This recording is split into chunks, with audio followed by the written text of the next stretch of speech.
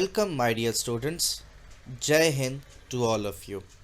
Here, myself, Kaushal Thakkar, and I am your science teacher. Now, in this video, we are going to discuss the part 2 of the chapter number 4, dealing with emergencies. Okay, so let's start with the first slide. Our last topic of the first part was the first aid for snake bites. Now it's the time to continue our chapter with the topic first aid for insect bites and stings. बहुत सारे जो insects होते हैं जैसे बीज, wasp, spider, ये बहुत सारे तरह के इंसेक्ट्स हैं डेट स्टिंग, जो काटते हैं, जो डंक मारते हैं. Some people develop a severe allergic reaction to an insect sting. कभी कभी कुछ लोगों के अंदर तो काफ़ी ज़्यादा एलर्जिक रिएक्शंस हो जाते हैं किसी इंसेक्ट के काटने से, और फिर उनको हॉस्पिटल तक में एडमिट होना पड़ता है. बेटा, जो ये कीड़े मकोड़े होते हैं ये काफ़ी ज़्यादा हद तक सीवियर एलर्जिक रिएक्शंस कर सकते हैं. सो ऐसे केस में क्या फर्स्ट एड होना चाहिए? डॉक्टर्स को बुलाने से पहले हम पेशेंट को क्या आरामदायक करके दे सकते हैं उनको? सबसे पहले sting, remove the sting using a pair of tweezers और अ स्ट्रेट एज्ड ऑब्जेक्ट. यहाँ पर तो स्टिंग को देखिए हाथ से ही निकाला जा रहा है, जैसे कि मैंने फ़ोटो में दिखाया है. ये देखिए, मैंने सामने भी दिखाया. देखिए, स्टिंग को किसी सरफेस के अंदर डालते हुए एक मक्खी, मधुमक्खी मीन्स हनी फ्लाई का फ़ोटो है, और उसके बाद वो स्टिंग को अपने हाथ से, अपने हाथ की उंगली में से निकालता हुआ भी फ़ोटो यहाँ पर दिखाई दे रहा है. तो वो जो स्टिंग है उसको पहले निकालना पड़ेगा. लोग ट्विज़र का इस्तेमाल भी कर सकते हैं. ट्विज़र जो होता है बेटा वो एक डिवाइस है, वो स्टील से बनता है. ओके, ट्विज़र चिमटा बोलते हैं हम हिंदी में, ठीक है, टोंग जैसा होता है. ओके, तो वो मैंने फ़ोटो तो नहीं डाला, इसलिए वो ट्विज़र्स जो है वो आपको उसमें दिख जाएंगे. आप मेरे फर्स्ट वीडियो में फर्स्ट एड के सारे सामान का फ़ोटो दिया था, उसमें ट्विज़र था. ओके, तो ट्विज़र्स के मदद से या हाथ के मदद से भी ऐसे कभी अगर बड़ा कोई हो, अगर आपका जो स्टिंग है वो थोड़ा बड़ा है, आप हाथ से पकड़ सकते हो तो हाथ से भी निकाल सकते हो, नहीं तो कोई स्ट्रेट एज्ड ऑब्जेक्ट हो, ओके, ट्विज़र्स हो, तो उससे निकाल सकते हो. फिर वो जो एरिया है उसको सोप से, वाटर से अच्छे से धोना है, ताकि उसमें कोई भी जर्म्स या फिर कुछ ऐसा हो तो पूरी तरह से वो एरिया पूरी तरह से साफ़ हो जाए. फिर वहाँ पर बर्फ़ लगाना है उस एरिया में, और 10 मिनट तक बर्फ़ लगाते रहेंगे. ये प्रोसीजर करेंगे हम तो हमें जो हमारा दर्द है वो कम हो जाएगा. उसके बाद उस जगह पे खुजली, इचिंग प्रॉब्लम रहेगी, तो उसके लिए आप कोई जेंटल सा क्रीम लगा सकते हो इस इलाके में. ठीक है, तो ये सारे फर्स्ट एड्स होंगे इंसेक्ट बाइट्स के लिए. तो सबसे पहले क्या करना है कि आपको सबसे पहले स्टिंग को रिमूव करना है. जहाँ भी आपके किसी कीड़े ने काटा है, बीज, वास्प, स्पाइडर, किसी ने भी स्टिंग किया हो तो, और उसको रिमूव करने के बाद उस एरिया को अच्छे से धोना है, साफ़ करना है.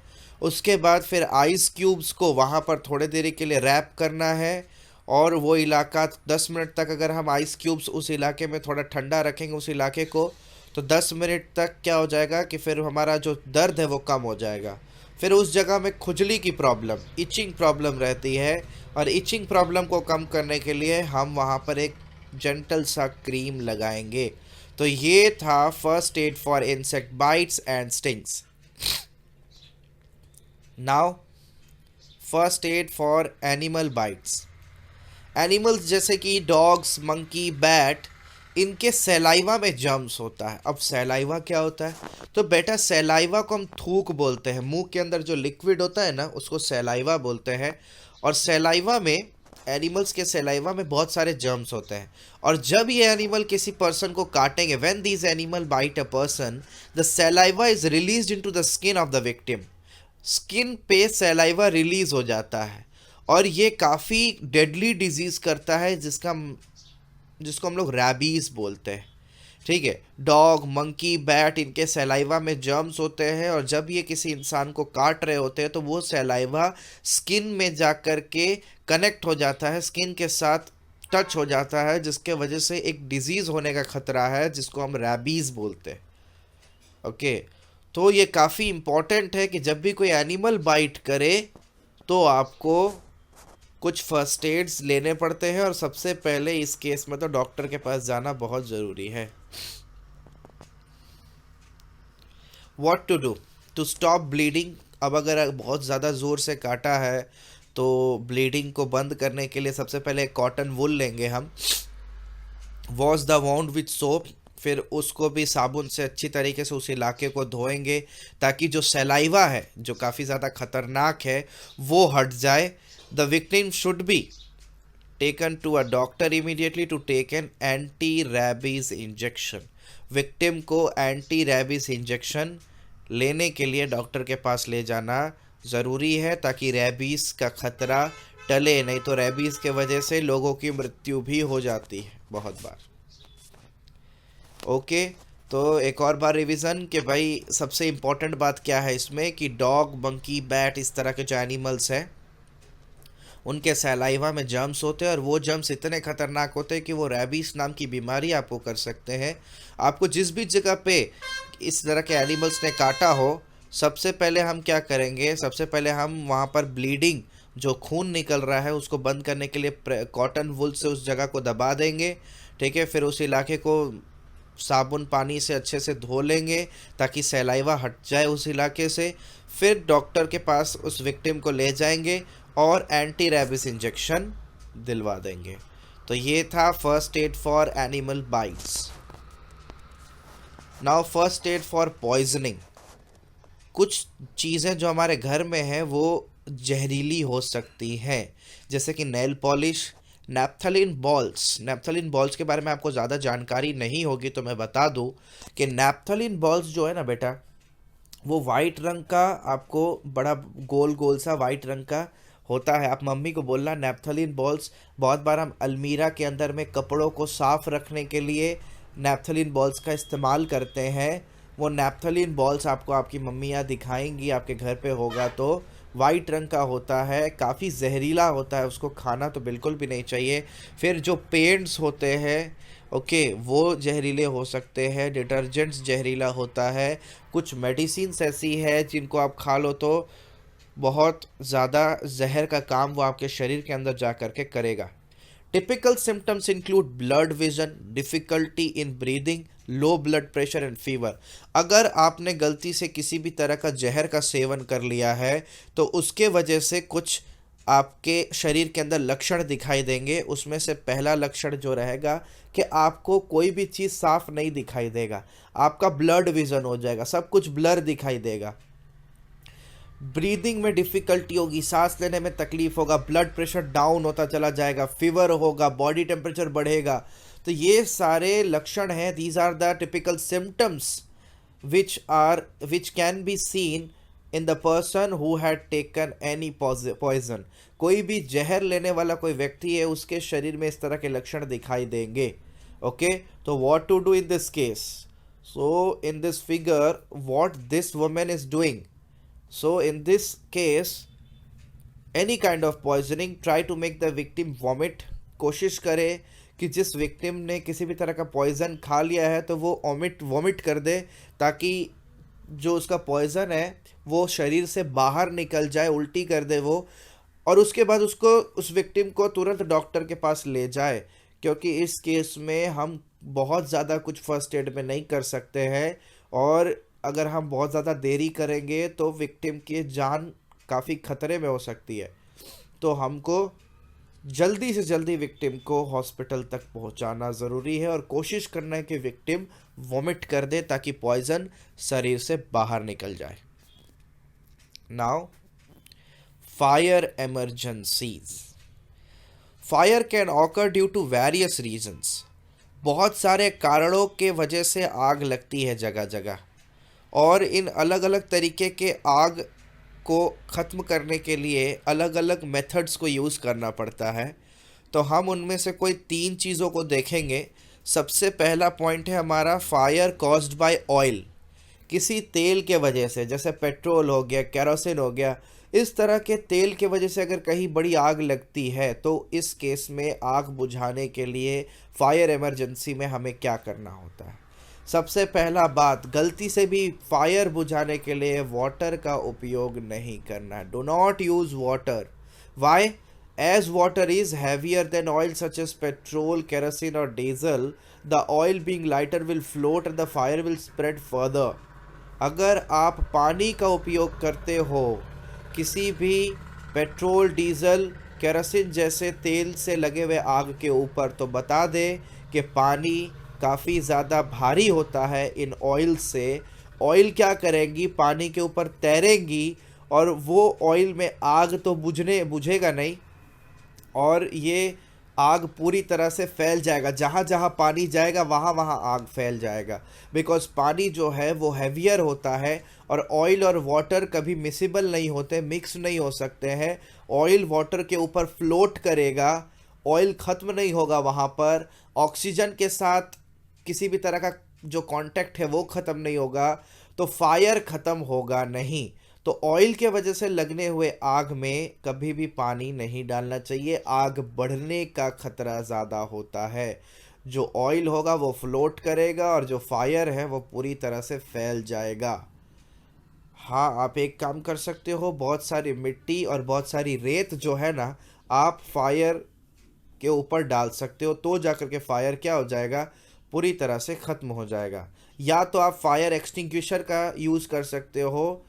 फायर एक्सटिंग्विशर के अंदर में कार्बन डाइऑक्साइड और भी बहुत सारी गैसेस होती है जो फायर और ऑक्सीजन के बीच के कनेक्शन को ख़त्म करेंगी और फायर को ख़त्म कर देंगी, फायर के ऊपर काबू पा लेंगी। ओके, तो put lots of sand and mud और use a fire extinguisher to stop the fire. तो ये दो काम हम कर सकते हैं। पानी का उपयोग बिल्कुल नहीं करेंगे और कारण पता है कि क्यों नहीं करेंगे। ओके, तो ये था फायर इमरजेंसी का पहला टॉपिक जो था फायर कॉज्ड बाय ऑयल, और इसमें हमें क्या करना चाहिए और क्या नहीं करना चाहिए, सारी चीज़ें आपको बता दिया है। Now the second number, fire caused by electrical gadgets. बहुत बार कहीं कहीं इलेक्ट्रिकल गैजेट्स की वजह से फायर लग जाता है। कारण बहुत बार शॉर्ट सर्किट होता है घर में, जिसके वजह से आग लग जाता है। आपने सुना होगा शॉर्ट सर्किट के वजह से आग लग गई हो, तो उसका कारण ही ये इलेक्ट्रिसिटी है, इलेक्ट्रिसिटी के वजह से आग लगना। तो इसमें इस केस में क्या करें कि इस केस में भी हम पानी बिल्कुल नहीं डालेंगे। Never throw water on it, this can cause electrocution. Since water is a good conductor of electricity, water कभी भी नहीं डालना चाहिए, ये इलेक्ट्रोक्यूशन हो सकता है यहाँ पर। मतलब अगर हम पानी डालेंगे तो पानी जो है वो इलेक्ट्रिसिटी का बहुत अच्छा कंडक्टर है, और वहाँ पर आग इलेक्ट्रिसिटी के वजह से लगी है। पानी क्या करेगा, इलेक्ट्रिसिटी को फैला देगा, और किसी भी व्यक्ति को अगर वो वाटर छूता है तो उस व्यक्ति के शरीर में से इलेक्ट्रिक करंट पास होगा। और इलेक्ट्रोक्यूशन का मतलब ही होता है कि इलेक्ट्रिसिटी के वजह से किसी की मृत्यु होना। तो इलेक्ट्रोक्यूशन हो सकता है, किसी की मृत्यु हो सकती है इलेक्ट्रिसिटी के वजह से। इसलिए कभी भी इलेक्ट्रिकल गैजेट के वजह से लगा हुआ फायर में वाटर नहीं डालना। Never throw water on it and this can cause electrocution since water is a good conductor of electricity. दूसरा काम आप क्या कर सकते हो, सबसे पहले तो आप क्या नहीं कर सकते, तो आप पानी बिल्कुल भी नहीं डाल सकते। आपको क्या करना चाहिए, तो इमीडिएटली आपको मेन स्विच को बंद करना चाहिए ताकि पावर कट ऑफ हो, पावर आए नहीं, इलेक्ट्रिसिटी बंद हो जाए। तो आप उसके बाद फायर एक्सटिंग्विशर का यूज़ करके या सैंड डाल के आप क्या कर सकते हो, फायर पे काबू कर सकते हो। तो क्या नहीं करना चाहिए इलेक्ट्रिकल गैजेट्स के वजह से जब किसी तरह का आग लगे, तो बिल्कुल पानी का उपयोग नहीं करना है। ठीक है, सबसे पहले मेन स्विच को ऑफ करना है ताकि पावर कट ऑफ हो सके, और उसके बाद जो आग लगी हुई है उसको बुझाने के लिए फायर एक्सटिंग्विशर या सैंड का प्रयोग करेंगे। अब है हमारा third and the last topic of this chapter, जो है if a person catches fire, अगर कोई व्यक्ति फायर, किसी व्यक्ति के अंदर फायर लग गया है, तो मतलब कोई व्यक्ति ने, व्यक्ति के कपड़ों में आग लग गया हो, किसी पर्सन के कपड़ों में आग लग जाए, उसके शरीर में आग लग जाए, तो उस केस में क्या करना है? जिस व्यक्ति के कपड़ों में या शरीर में आग लगा है, उस व्यक्ति को थोड़ा भी पैनिक होके दौड़ना नहीं है। The person should not run around in panic as the flame will flare up together. देखिए, पहला ही काम, stop, stop, drop and roll if your clothes are on fire. अगर आपके कपड़ों में आग लगी है तो सबसे पहले रुके, फिर नीचे झुके, और फिर आपस वो जमीन के साथ में आरोटे, रोल करे खुद को जमीन के साथ। ठीक है? तो if your clothes are on fire, stop where are you, जहां भी आप है वहां पर सबसे पहले रुके। Drop to the ground, ground में आप सो जाए। Cover your face with your hand, सबसे पहले तो अपने चेहरे को ढके अपने हाथों से, और पूरे ग्राउंड में roll over and over until the fire is out. जब तक आपका आग बुझ नहीं जाता तब तक आप पूरी तरह से रोल करते रहे, आग बुझ जाएगा। इस तरीके से करने से ही आप बच सकते हो। अगर आप दौड़ोगे पैनिक होके, हो मेरे आग लग गया कपड़े में, और आप पूरा दौड़ रहे हो, तो वो हवा जो आपके आग पे आएगा वो आग को और बढ़ावा देगा। The person should not run around in panic as the flame will flare up further. Flame बढ़ जाएगा बेटा। Make him roll on the ground, जिस व्यक्ति को आग लगा है उसको समझाइए कि भाई आप नीचे जमीन पे रोल डाउन करें। Cover him with a blanket, blanket लाइए और ब्लैंकेट से उस व्यक्ति को कवर कीजिए, ताकि ऑक्सीजन सप्लाई कट हो, ऑक्सीजन ना मिले फायर को। अगर ऑक्सीजन नहीं मिलेगा तो फायर अपने आप बुझ जाएगा। सो ब्लैंकेट का यूज़ कर सकते हैं, उस व्यक्ति को समझा सकते हैं कि आप दौड़िए बिल्कुल भी नहीं। ठीक है? ये सब काम हम कर सकते हैं।